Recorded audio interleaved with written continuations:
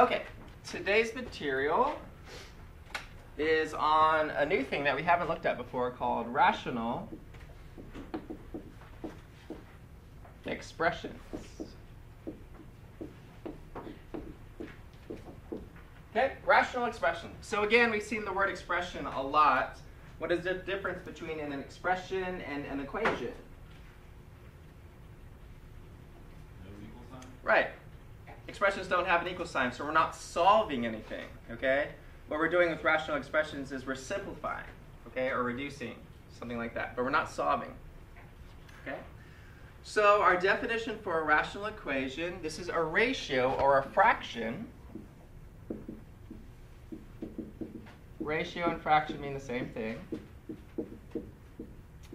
of two polynomials.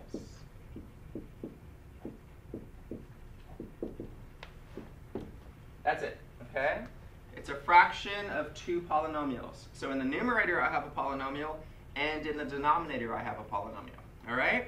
Then, if I have a fraction, we always have to worry about this denominator, okay? So the big thing here is the denominator cannot equal 0.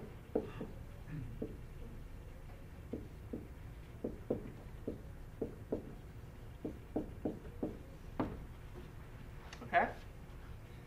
So it's a fraction of two polynomials, and the denominator cannot equal 0.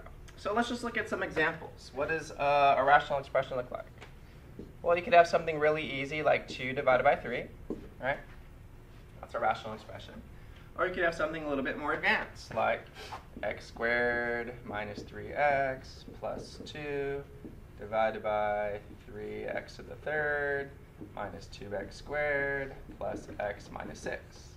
Okay, so that one's a little bit more complicated, but it's basically, it's a fraction where you have a numerator that has a polynomial and a denominator that has a polynomial. Okay. So I can just make up anything. Y plus 2 over 3y, whatever, on and on and on. These are all rational expressions.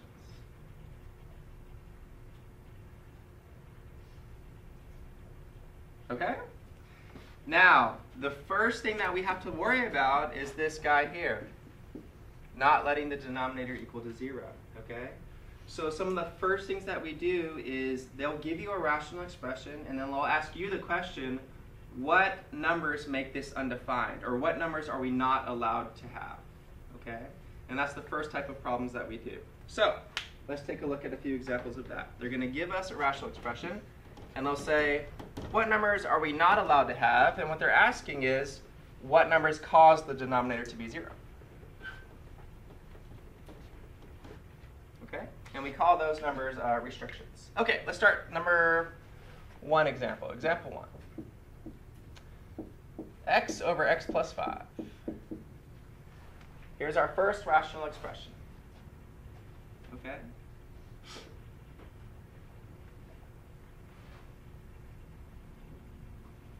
Now, if you look at this for a moment, do we have a potential problem here? Yeah. What is the potential problem? If x equals -5, a -5 plus 5 will cause the bottom to be 0, and we can't have that, okay? So the first part of this chapter, what they'll do is they'll ask you what values cannot be in this rational expression, okay? And so in this first one, I can kind of just look at that one and say x cannot equal to 5, all right? Because if it equaled to -5, it would cause a 0 in the denominator, all right? So that one wasn't too bad. I could kind of see that one. But as they get more and more advanced, we're going to have to do a little bit more work. So the next one, z squared minus 25 over 3z.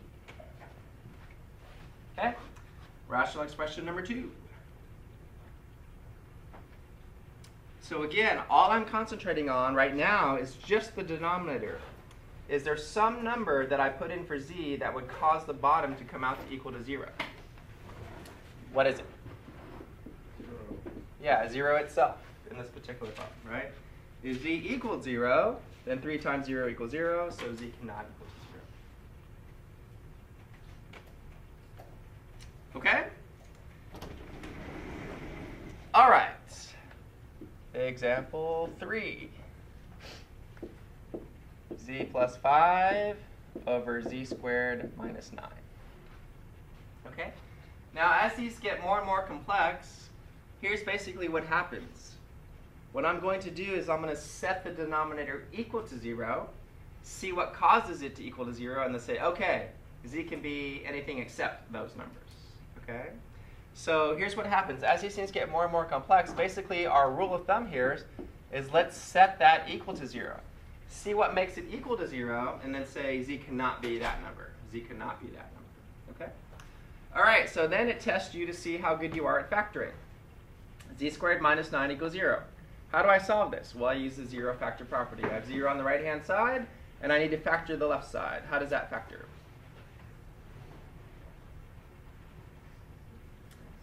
Difference of squares, right? So z minus 3, z plus 3. Do we remember that? Vaguely? Yeah. Okay, good. So we have to remember how to factor all the stuff that we did before. And then what do? How does the zero factor property work? I set each factor equal to 0, right? So then I say, okay, z minus 3 equals 0, and z plus 3 equals 0. And then you solve each one of those separately. So to solve z minus 3 equals to 0, I add 3 to both sides, and I get z equals 3. To solve z plus 3 equals 0, I subtract 3 from both sides, and I get z equals minus 3. Okay? So both of these numbers will cause the denominator to equal 0. We can't allow that. Okay? So please understand what we're saying here in this problem is, hey, z can be anything you want, except z cannot equal to 3 and z cannot equal to negative 3, because those numbers cause the denominator to equal 0, which makes this thing undefined. Okay? That's how it works.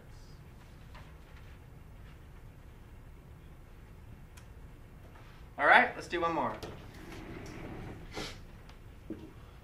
Example 4. 10 over 5x squared plus 20x. Okay? You guys give that one a shot. Tell me what x cannot be in this problem. Tell me what x cannot be.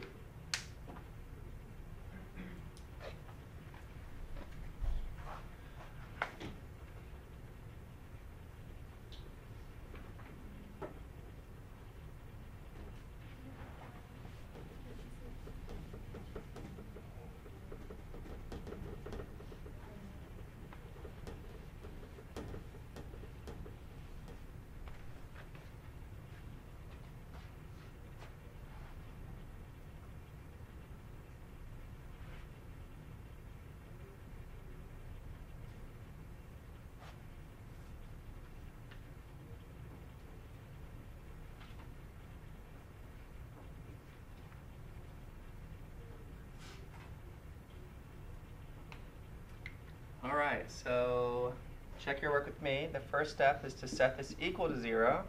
We need to try to figure out what causes the denominator to be 0 and then exclude it. Okay? We have a GCF of 5x, so hopefully you pull the 5x out first, and then you're left with x plus 4. Hopefully you got to that point. Then zero factor property, you set both factors equal to 0. So 5x equals 0. And x plus 4 equals 0. And then you solve each of those individually. On the first one, I'll divide both sides by 5, and you'll still get that x equals 0. On the second one, I'll subtract 4 from both sides, and I'll get x equals negative 4. So again, these numbers cause the denominator to be 0. So x can be anything except 0 and except negative 4. Okay?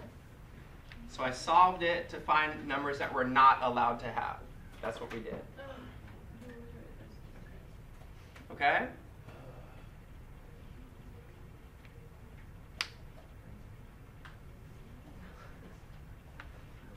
Okay. Now, after we figure out what numbers we're not allowed to have, that's the first step. Then the rest of the problem, they're just going to ask you to simplify it. Okay? So we're going to look at how do we simplify rational expressions.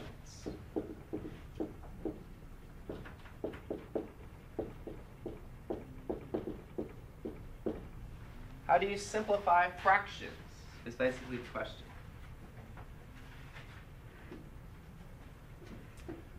All right.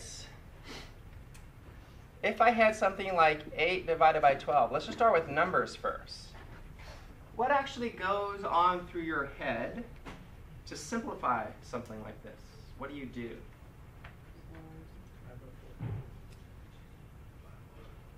Well, we know that 4 goes into 8 and 4 goes into 12, right?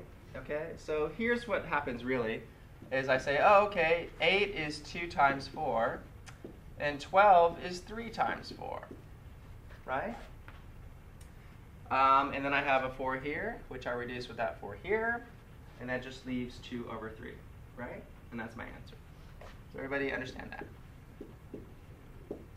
So literally what just happened on the board here is I reduced 8 to the factors 2 times 4, things being multiplied. I reduced 12 to the factors 3 times 4. They have a common factor of 4, which I was able to reduce. Okay?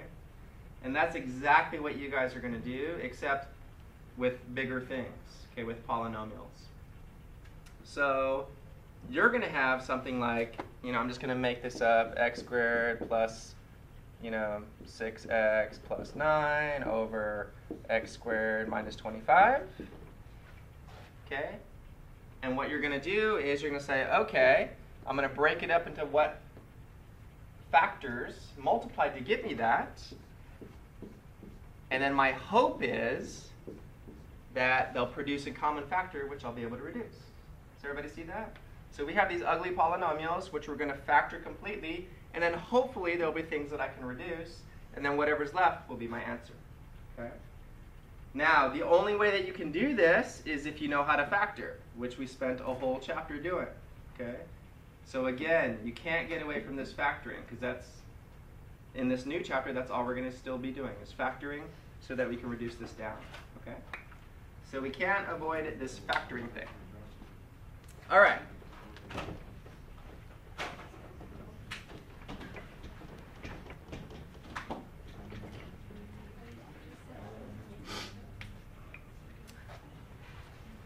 One special case.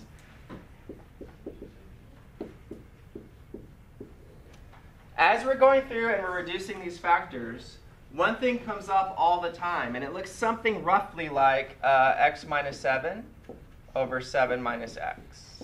Okay? If you see something like this, where it's basically something minus something, and the same thing, something minus something, but reversed. Okay? What you're going to find is we're able to reduce this, and this is equal to -1. Okay? So let's see why that's the case, first of all. Okay? And again, this is something that's going to come up all the time in this particular section. So let's take a look. If I leave x minus 7, and on the bottom, if I just switch the order, I have a -x and a +7, right? So I'm just going to switch that order, so it's -x plus 7. Is everybody okay with that? So the x is still negative, and the 7 is still positive, but I just swapped the order. All right? Now, in the bottom, if I asked you guys to factor out a -1, what would go in the parentheses? -1 times what will give me -x? X. And -1 times what will give me +7? -7. Does everybody see that? So I have an x minus 7 up here and an x minus 7 up here, which are common factors, and now I can reduce those. And what's left here is 1 over -1, which is just -1. Okay? Now, you're not going to, since I've shown you this once, you don't have to go through this each and every time, but what you do need to memorize is if you see something like x minus 7 divided by 7 minus x, that is equal to -1. So it's our one special case in reducing. Okay? So it could be like 3 minus c divided by c minus 3. Okay? Anything that looks like that. Okay? All right, so you need to have that in your notes, and then we'll go through and do a bunch of these reducing problems.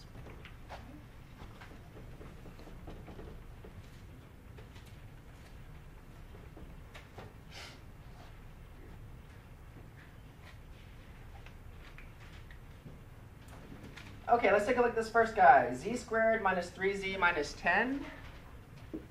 Z squared minus 3z minus 10 divided by z squared minus 2z minus 8. Okay? This is a rational expression. I have a polynomial divided by a polynomial. My directions will be simplify. That's it. They'll just say simplify. Okay? And what I just did to get this to simplify is I have to factor it. Okay, so exactly what I just did. I have to factor the numerator, factor the denominator. Maybe it will produce a common factor, and then we can cross out those common factors. Okay? All right, give it a shot. Try to factor the numerator. Try to factor the denominator. See if it produces a common factor, and then you can reduce that guy.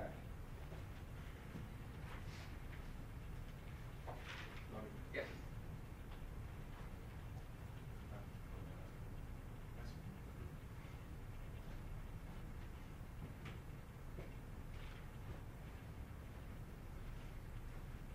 So hopefully you recognize these are two trinomials. So you will trial and error them or AC method them.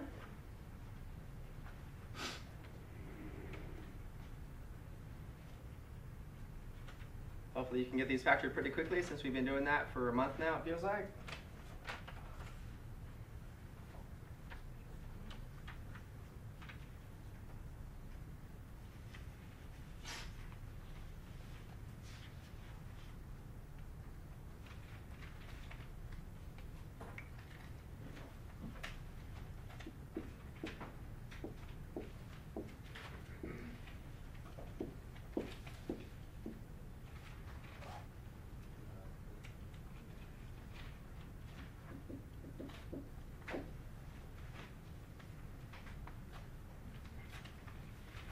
One thing that's great is z squared, if you're a trial and error person, that has to be z and z. They're both minus in the back, right? So it has to be plus and minus. So minus, minus, plus, plus. Factors of 10 are 1 and 10, 5 and 2. Factors over 8, 1 and 8, 4 and 2. Okay? Let's do 10 first. In trial and error, you always try 5 and 2 first. You try the numbers that are closer together first, 5 and 2. This middle number is negative, so I would try a negative 5 and a positive 2. That would be my first guess. Is that correct? Yep. You can multiply it out and see. With 8, I would try 4 and 2. Again, this would be my very first guess. Is it correct? Yes. And the only way to tell is to FOIL it out and multiply and make sure that middle term comes out. Looky here, we produced a common factor of z plus 2. We're allowed to reduce that z plus 2. You can only reduce factors, guys. Please, please, please don't just start crossing this z out and that z, and that. That's completely wrong, okay? You can't touch terms like that. You can only produce factors and then reduce a whole factor, okay? Great, so this is my answer. The only way that you will be able to get this answer is if you're really good at factoring, which is why we had that whole factoring chapter before we got to this chapter. Okay? Okay, try this one. 4x plus 3 over negative 8x minus 6. 4x plus 3 over negative 8x minus 6. See how that goes.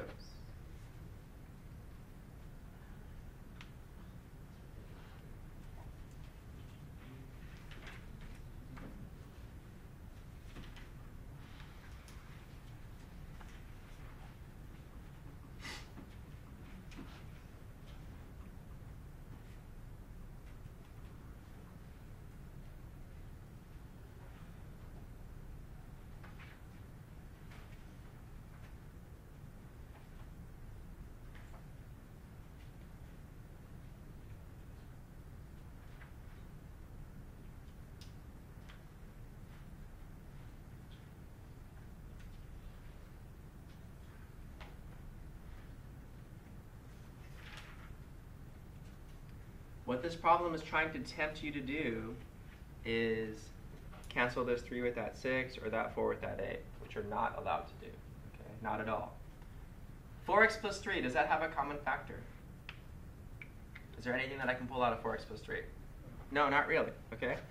What I would even recommend you guys do is pull out a 1, 4x plus 3. Leave it in parentheses. Okay.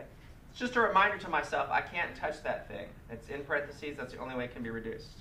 Is there something common to negative 8x and negative 6? 2. Negative 2, great.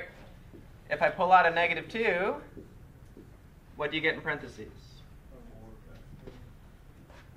4x plus 3. Okay, you see that? We have a 4x plus 3 in the top. We have a 4x plus 3 in the bottom. They're in parentheses. They are factors. I can reduce those. So your answer is 1 divided by negative 2, which is just negative 1/2.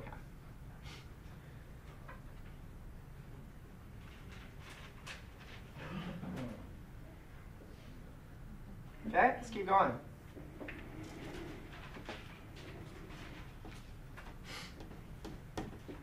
X squared minus 25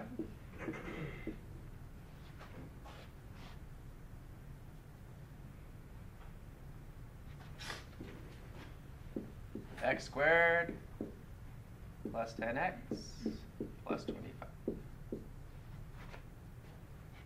Okay, again, so tempting. You see a 25, you see an x squared. They're tempting you. Don't fall for that. You have to have it factored before you can reduce anything.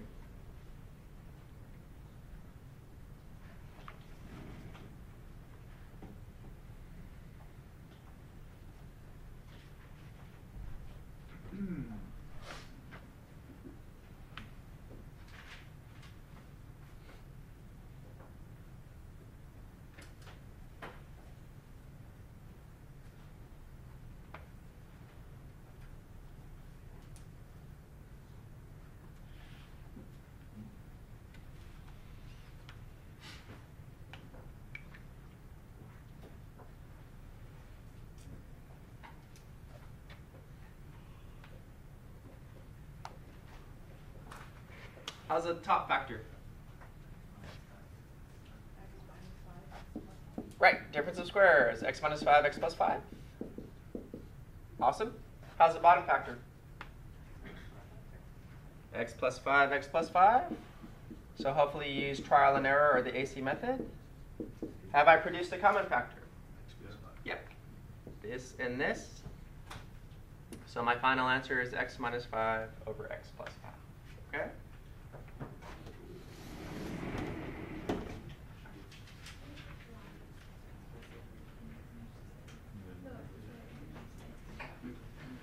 (10x minus 50)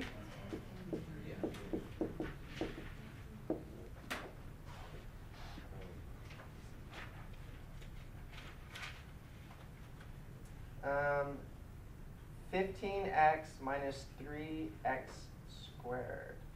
15x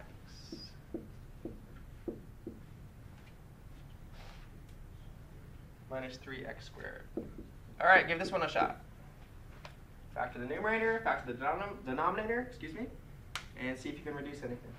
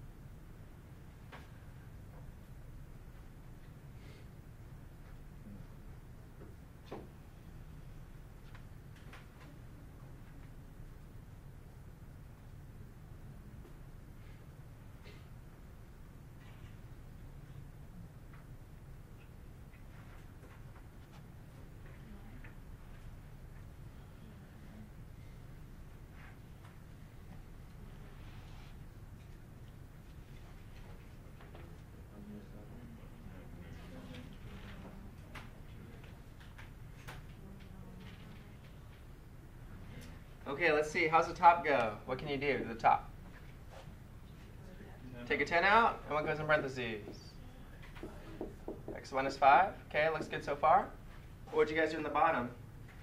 Take out 3x, great, 3x. And you'll get 5 minus x. Okay, awesome. I see what they're doing here now. X minus 5 over 5 minus x. You're allowed to reduce that. What does that equal, though? -1. -1. So reduce that and just put a negative somewhere. Okay, that's indicating to me you know that this is equal to -1, so I just put the negative with the 10. Okay? So overall answer, -10 over 3x. Do we understand these? It's just factor, factor, factor, reduce, reduce, reduce. I said a -10. So don't you take a -10 equals x plus 5?